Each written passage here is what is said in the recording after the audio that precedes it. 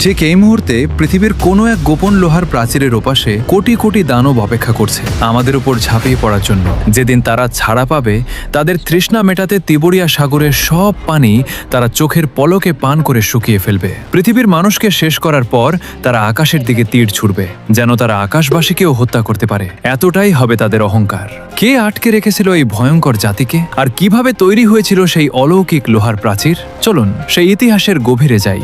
পৃথিবীর ইতিহাসে এমন কিছু জাতি আছে যাদের নাম শুনলেই ভয়ে গায়ের লোম দাঁড়িয়ে যায়। পবিত্র কোরআনে তাদের কথা বলা হয়েছে। তারা কোনো জিন বা ভিন্ন গ্রহের প্রাণী নয়, তারা মানুষেরই মতো দেখতে, হযরত আদম আলাইহিস সালামের বংশধর।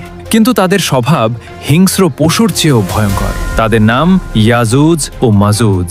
তারা সংখ্যায় অগণিত, আর তাদের ধ্বংসলীলা হবে কল্পনার বাইরে। অধিকাংশ মুফাসসিরের মতে তারা হযরত নূহ আলাইহিস সালামের পুত্র ইয়াফিসের বংশধর। হাজার বছর ধরে তারা এক বন্দিশালায় আটকে আছে। কিন্তু কোথায় তারা? কোন প্রাচীরের পেছনে তারা অপেক্ষা করছে শেষ দিবসের জন্য? চলুন জানা যাক সেই রোমহর্ষক ইতিহাস।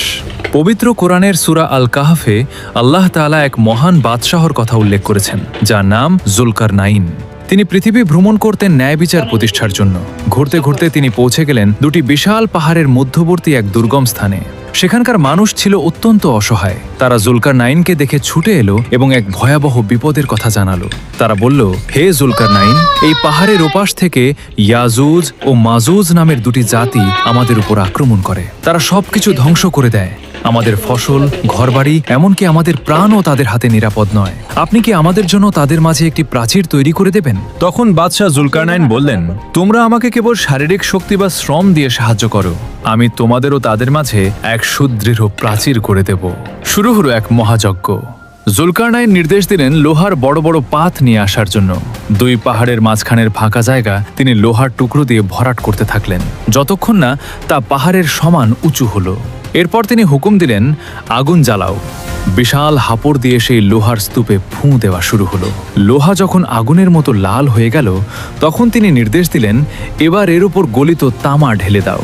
ইয়াজুজ ও মাজুজ আর সেই প্রাচীর টপকে আসতে পারল না, ভেদ করতেও সক্ষম হলো না। সেই জাতি আটকে গেল এক অন্ধকার জগতে। কিন্তু আজও এই মুহূর্তে সেই প্রাচীরের ওপাশে তারা জীবিত আছে। হাজার হাজার বছর ধরে তারা চেষ্টা করছে সেই দেয়াল ভাঙার। হাদিস শরীফে এসেছে, তারা প্রতিদিন সকাল থেকে সন্ধ্যা পর্যন্ত প্রাচীরটি খুঁড়তে খুঁড়তে যখন তারা দেয়ালের খুব কাছে চলে আসে, সূর্যের আলো দেখা যায়, তখন সন্ধ্যা হয়ে যায়। তাদের সর্দার বলে, আজ থাক, চলো ফিরে যাই, আগামীকাল এসে বাকিটা ভেঙে ফেলবো। কিন্তু তারা ইনশাআল্লাহ বলে না।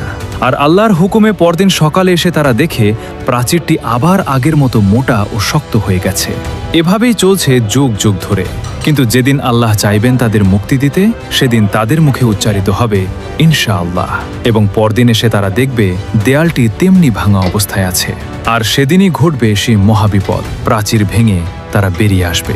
সূরা আম্বিয়ায় বলা হয়েছে, তারা প্রতিটি উচ্চ স্থান থেকে দ্রুত গতিতে ছুটে আসবে। মনে হবে যেন বন্যার পানির মতো তারা গড়িয়ে পড়ছে। তাদের সংখ্যা এত বেশি হবে যে তাদের প্রথম দলটি যখন তিবরিয়া হ্রদের পাশ দিয়ে যাবে, তারা হ্রদের সব পানি পান করে ফেলবে। যখন তাদের শেষ দলটি সেখানে পৌঁছাবে, তখন তারা বলবে, একসময় বোধহয় এখানে পানি ছিল। হ্রদটি সম্পূর্ণ শুকিয়ে মরুভূমি হয়ে যাবে। তারা পৃথিবীর সম্পদ দ্রুত শেষ করে ফেলবে। খাবার, ফসল আর পশু পাখি কমে যাবে। মানুষ তখন ভয় ও অনিশ্চয়তার মধ্যে পড়ে